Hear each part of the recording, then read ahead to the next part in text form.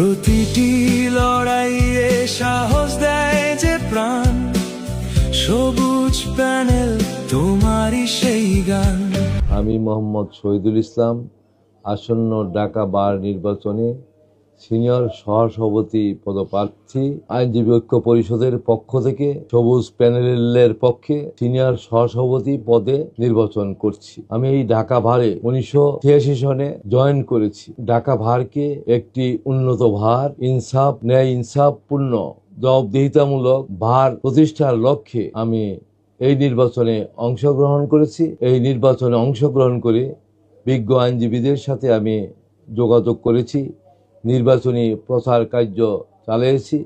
আমি বহু আইনজীবী ভোটারদের সাথে যোগাযোগ করতে পেরেছি, দেখা করতে পেরেছি।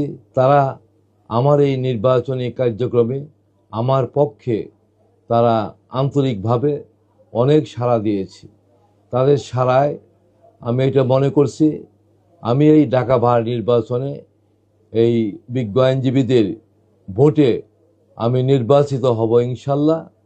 আমি যদি এই ভার নির্বাচনে বিজয় লাভ করতে পারি, তাইলে আমি এই ভারের সার্বিক উন্নয়ন এবং বিজ্ঞ আইনজীবীদের উন্নয়ন, মৌলিক সমস্যাগুলি পূরণ এবং যারা নবীন আইনজীবী আছে তাদের বিভিন্ন ধরনের সমস্যা দূর করার জন্য এবং তাদের সার্বিক যেটা উন্নয়ন যেটা প্রয়োজন সেটা আমি করার জন্য আমি চেষ্টা করব।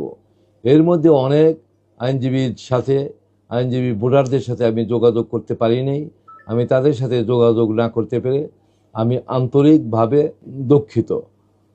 আমি আপনাদের কাছে দোয়া চাই, সমর্থন চাই, মূল্যবান ভোট চাই।